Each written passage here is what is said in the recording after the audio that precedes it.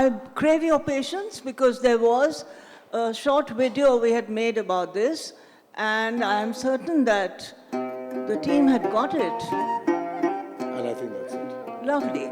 That's to give you a sense of the book.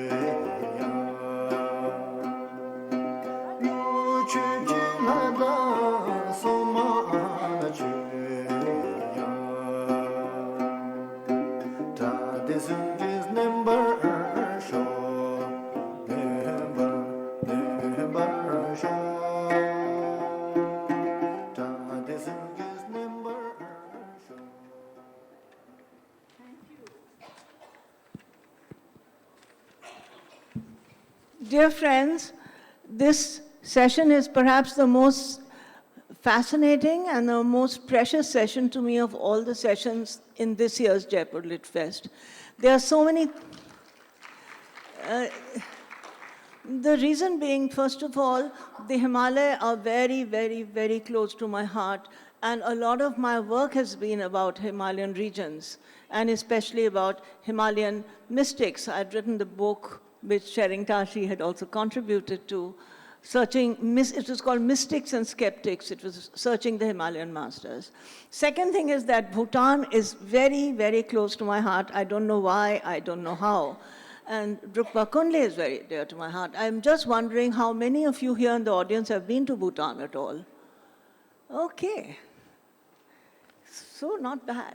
So I'll just briefly introduce the subject, and then we will get into the session with, before I drop water everywhere.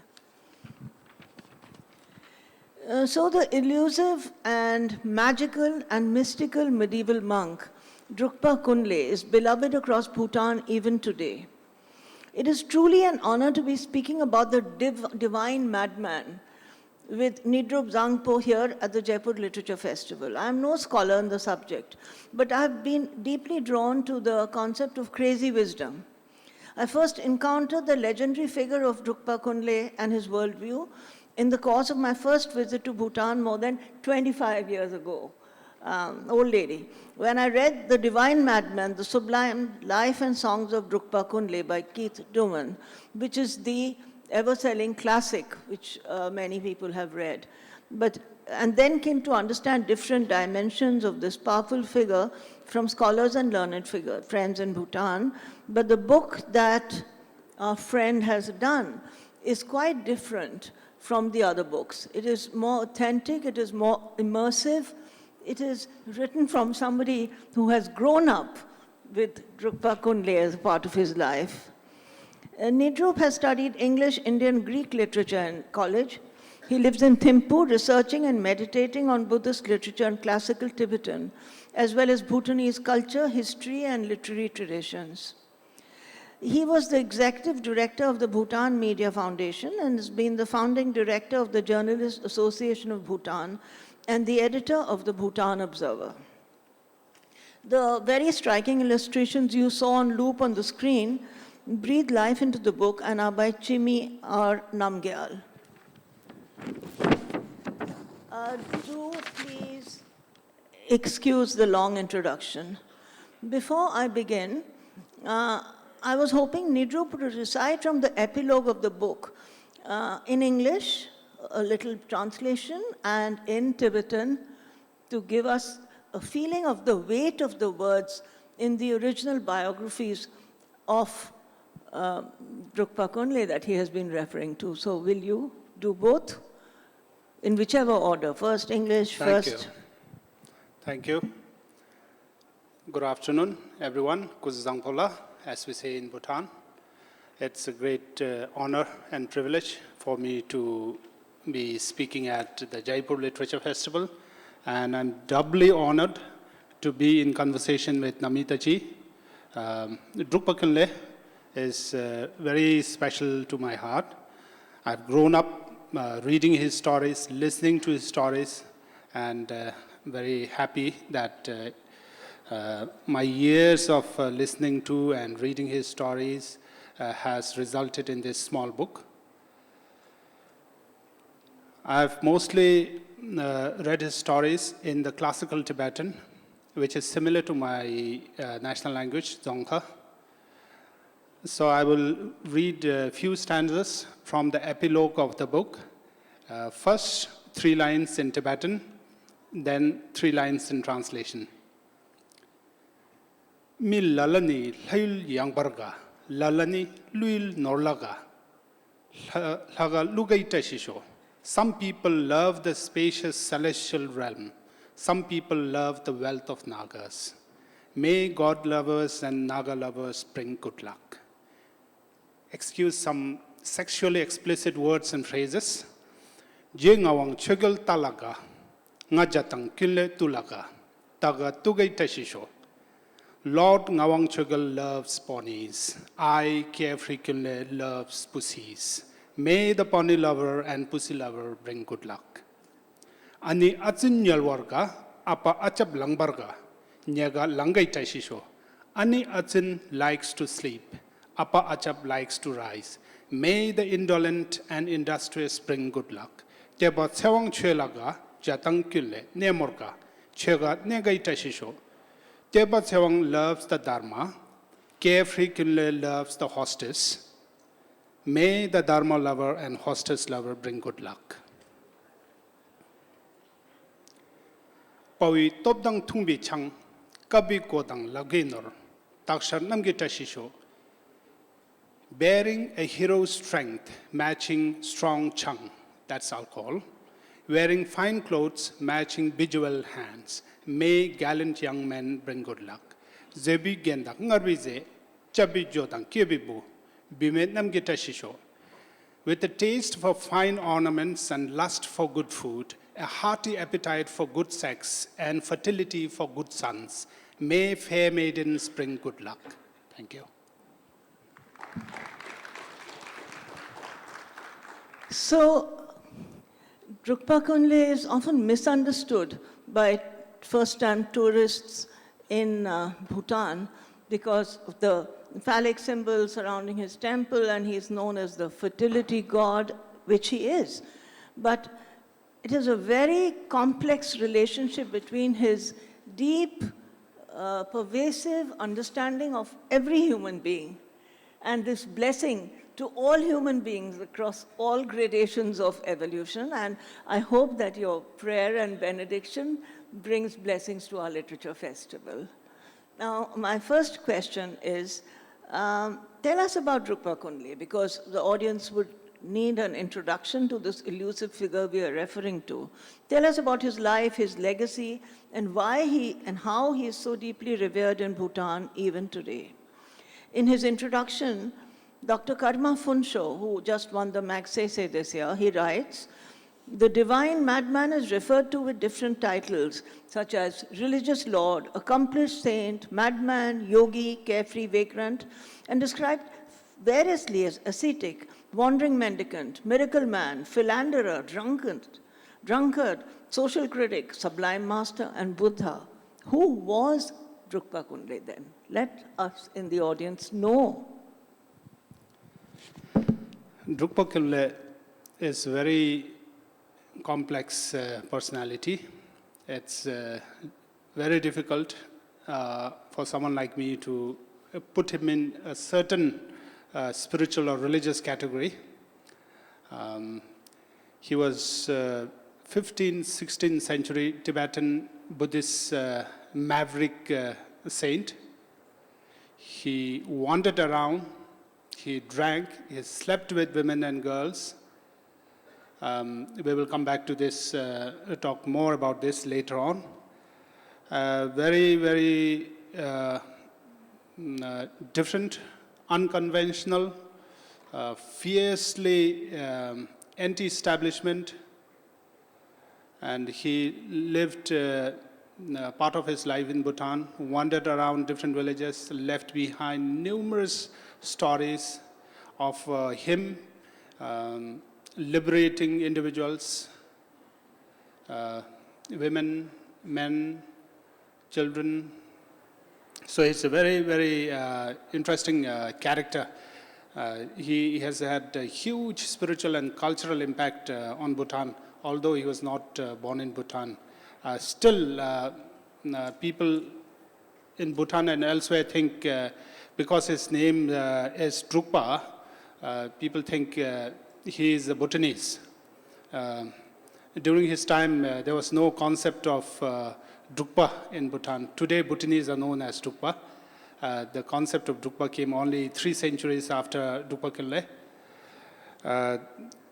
There's a very popular Tibetan dictionary, bilingual dictionary, called Mölam Dictionary. Mölam Dictionary also says Drukpa Kunley is a mad yogi of Bhutan. So that's how misunderstood he is. Fiercely unconventional, anti-establishment, antinomic, and in terms of physical appearance, he wore scanty clothing, but a very big smile wherever he went, and he is supposed to have been a cross between a monk and a beggar. Sometimes he looked like a beggar, sometimes he looked like a monk, sometimes like a nomad, sometimes like a farmer, sometimes like a hermit. So that's who he is. And in his biographies, this phrase is often used, chamin sermin, meaning neither religious nor lay. That's how he is described. And in his autobiography, he describes himself this way: when I want to stay, I leave. When I want to go, I remain. I listen to no one and get along with no one. This is who Drukpa Kunley is. And there are many parts to your questions. Why he is loved in Bhutan still today. He's loved in Bhutan because he has left behind huge spiritual, cultural legacy.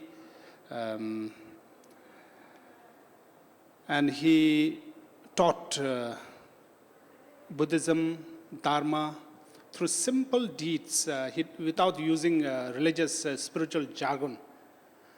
So he used his humor, sex, alcohol to teach. So that's why he's very, very popular. He's perhaps the most popular religious figure in Bhutan still today. And the moment his name is mentioned in Bhutan, it brings smiles to every Bhutanese today. So this is how big he is in Bhutan. And in terms of his humor, he said humor is an essential part of human life. Without humor, life can become very stressful. Without humor, life can become unlivable. And it's so true in 21st century. When life has become so stressful, we need Drukpa Kunley and his humor. And in his autobiography, he said, "Cheltam naso dugna nyamgarze," meaning, if my stories are full of licentious talks, take it easy.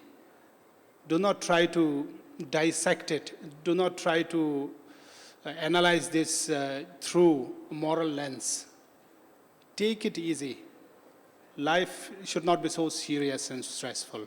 This is how he, and he's loved in Bhutan because he cleansed the land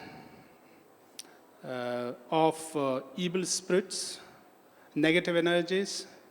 He subdued numerous demons across the country, be they physical, terrifying demons, or metaphorical demons in the form of afflicting emotions. He subdued them all and cleansed the land of all of these demons and negative energies. So that's why he is very special to Bhutan.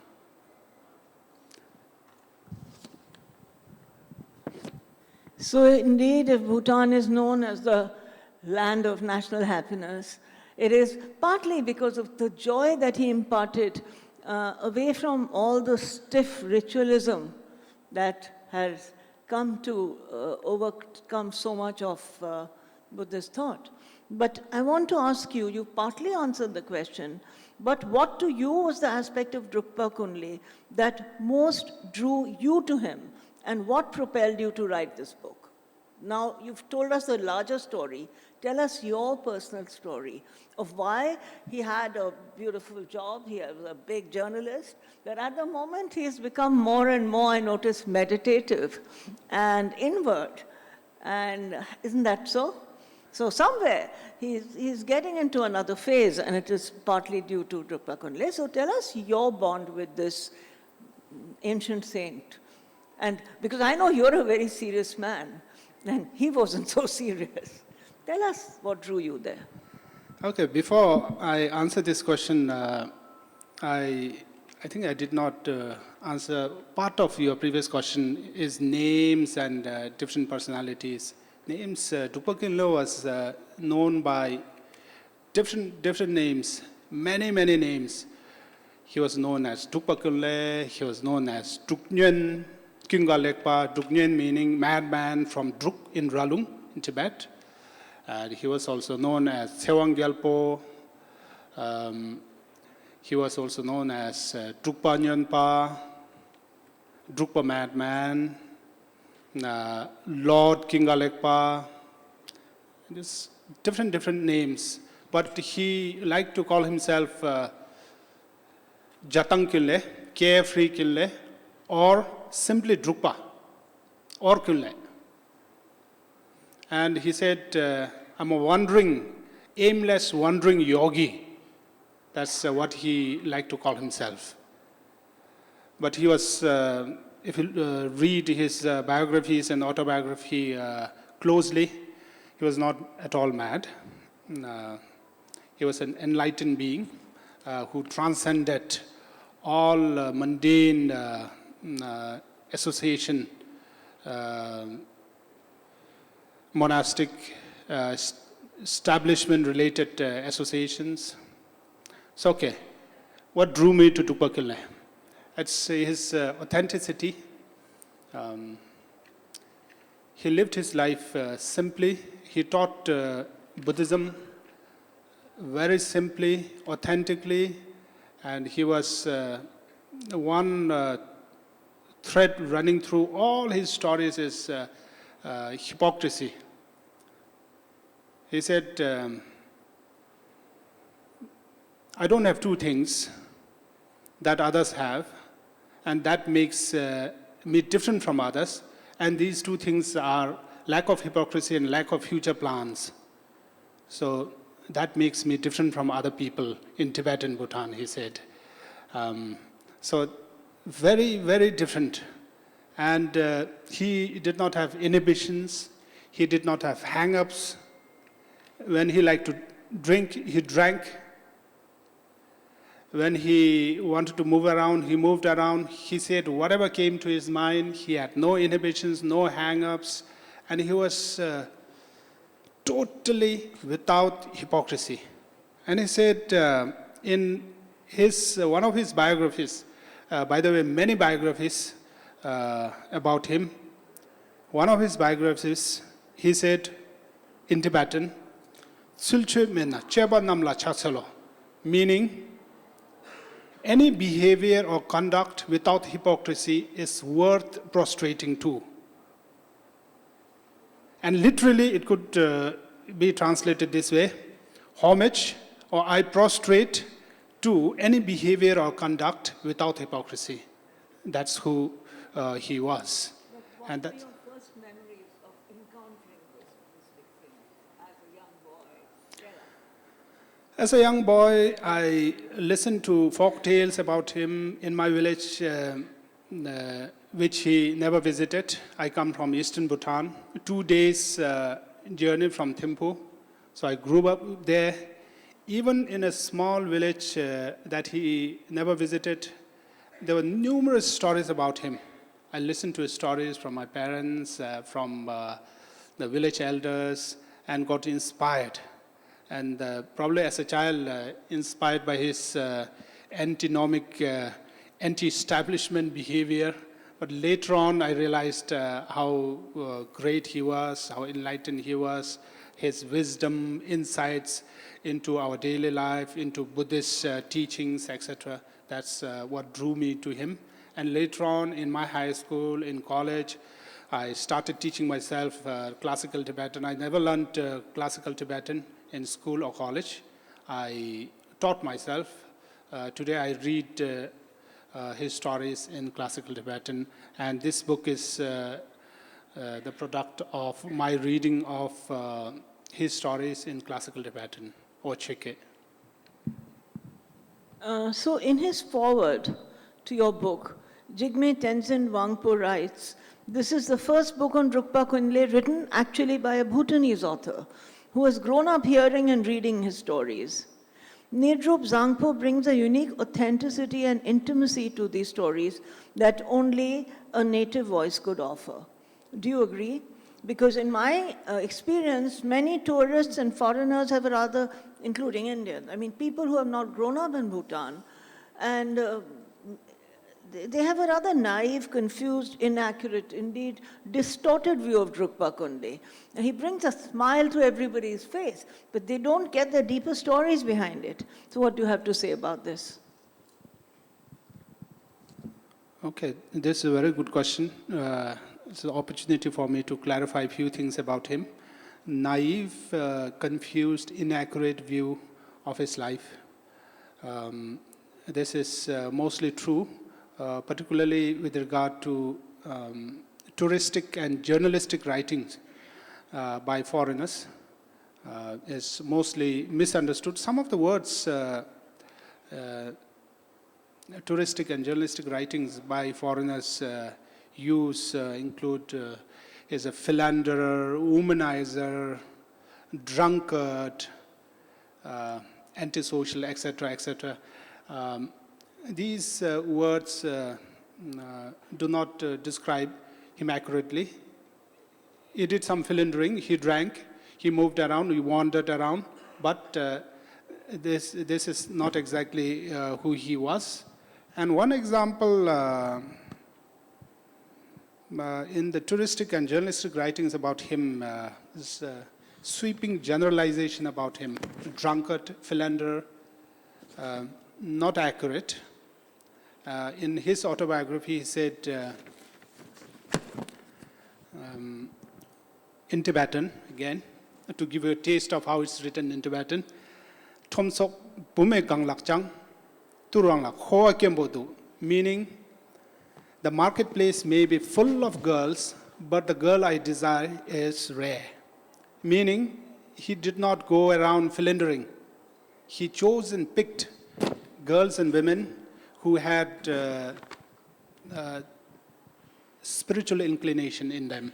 And many of them indeed became nuns and famous nuns, Yes. and spiritual figures themselves. Many girls and women associated with him became nuns, and in Bhutan, most of them got enlightened. They attained what we call rainbow body. So tell us about the crazy wisdom traditions in Bhutan.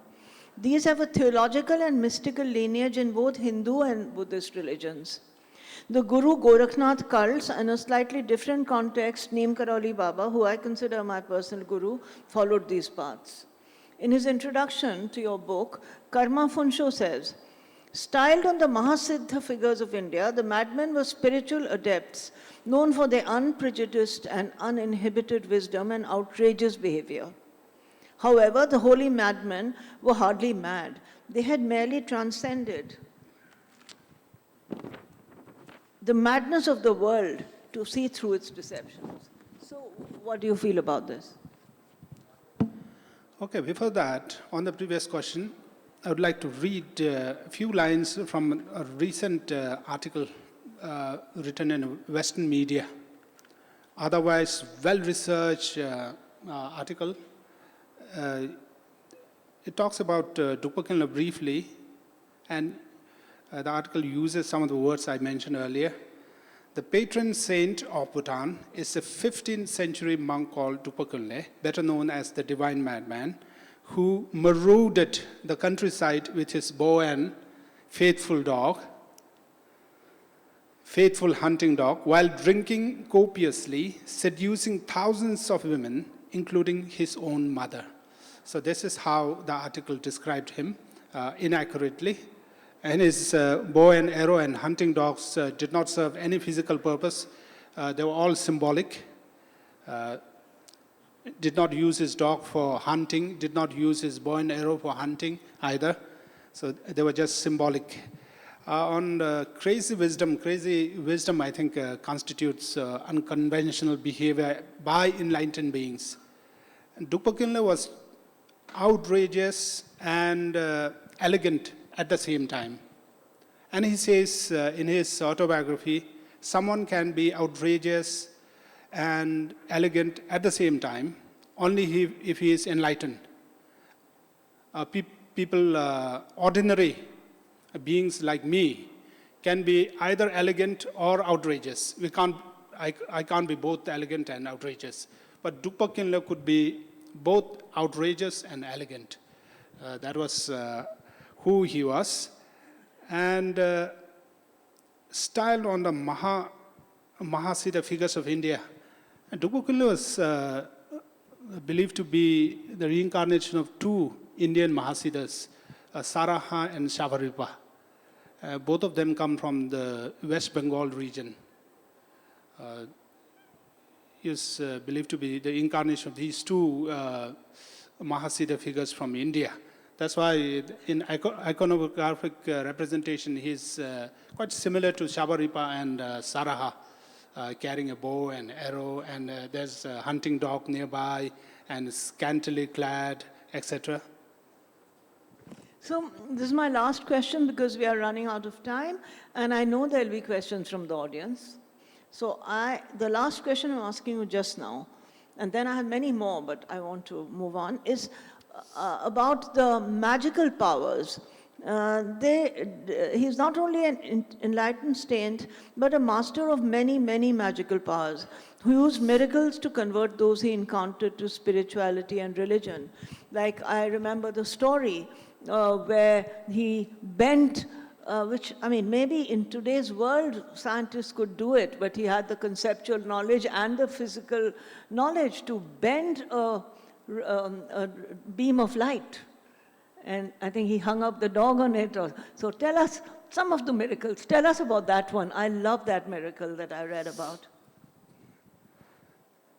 Drukpa Kunley was Vajrayana saint. So Vajrayana practitioners are not supposed to show miraculous powers as they like. So Drukpa Kunley cringed from that, but wherever he thought there are people surrounding him who had this deep spiritual connection and inclination, he showed his miraculous powers. And he showed his miraculous powers both in Tibet and Bhutan. Mostly in Bhutan, he created the national animal of Bhutan, takin, from the skeleton of an ox and the skull of a goat. And he got into competition with many Buddhist masters in Bhutan.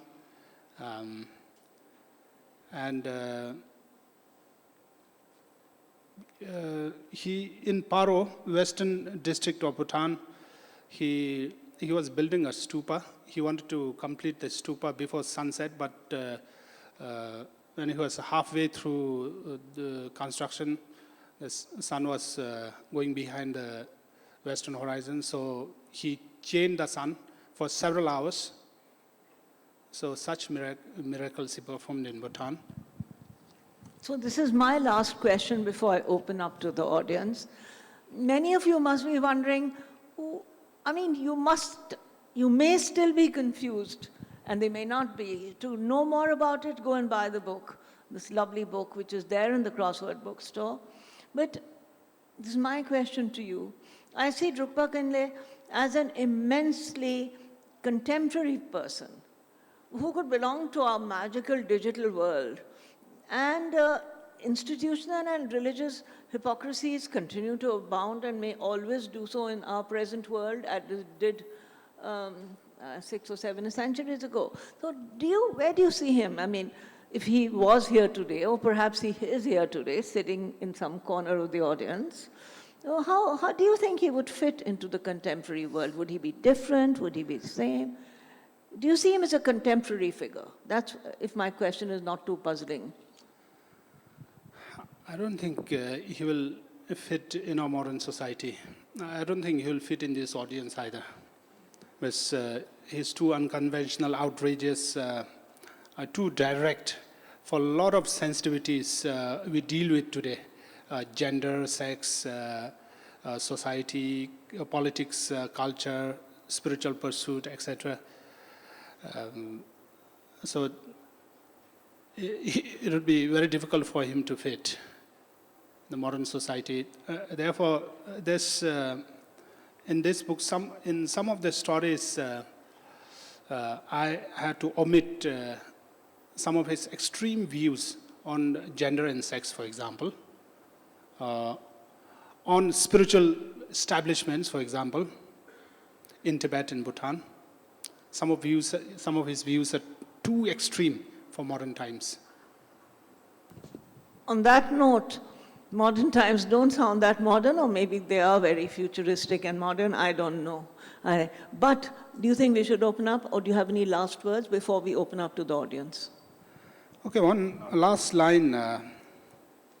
Drukpa Kunley said in his autobiography that any madness needs to make sense. That's contradiction in terms.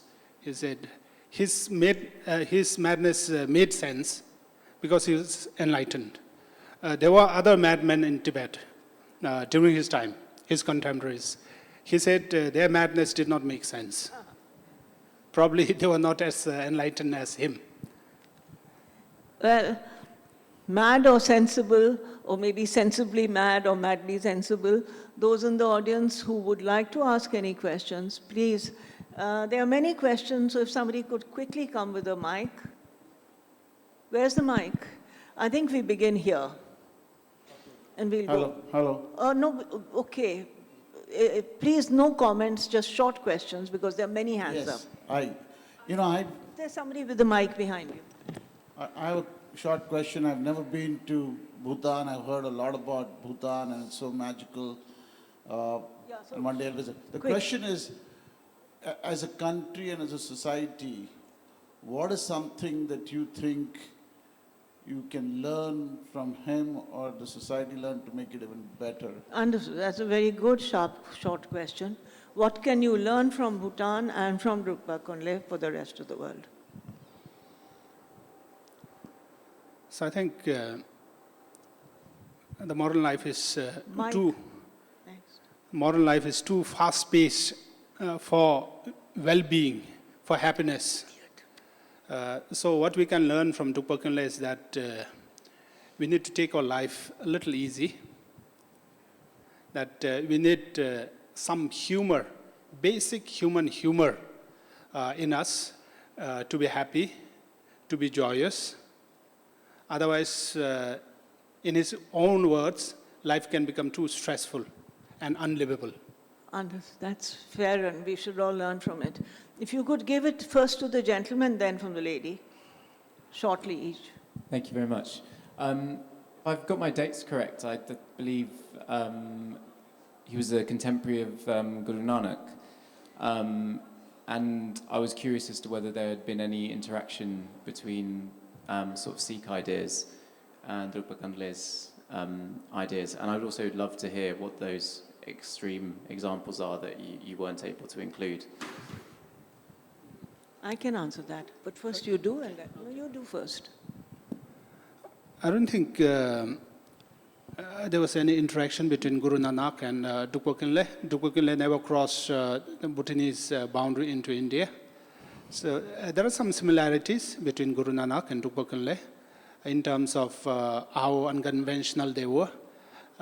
But Drukpa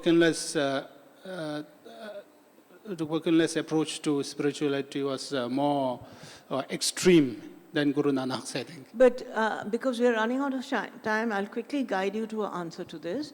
There's an edited book called Searching the Himalayan Masters, and it's there in the bookstore. And there's which I've edited, and it's got an essay by Navtej Sarna about Guru Nanak being up in the Kailash mountains with, I don't know how many, it can't be 84,000, must be 80, with a lot of Mahasiddhas who were gathered there in some sort of eternal.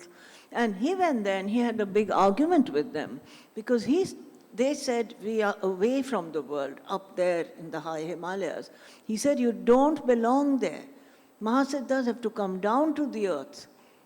And many of those Mahasiddhas included Tibetan monks. So that's all I can give you. Lady? Where's the mic, yeah? Tashi Dilek. My first question, I have two small questions. You mentioned Tibetan Bhutan. So is it the same as the Bhutan we know? That's question one. And question two, you said when Drukpa wandered around the villages, he liberated women and children through his various activities. So just an example of what kind of things what kind of liberation was this? Just two questions. Okay, thank you. During Drukpa Kunley's time, Bhutan was totally different from what it is today. We did not have a government. Bhutan today in Dzongkha, or national language, Bhutan is known as Trugyul. Then Bhutan, when Drukpa Kunley visited our country, Bhutan was known as Monyul, meaning land of darkness, without the light of Buddhism. In terms of liberation, he used various methods, very extreme, unheard of methods. For example, in Paro, he came across an old lady who was devoted to him. So he went to her house and shot her through her ribcage and killed her, and that's how he liberated the lady. The woman attained what's called rainbow body. Her body disappeared in 6 days. So now we have time for one last question. Where's the mic, please?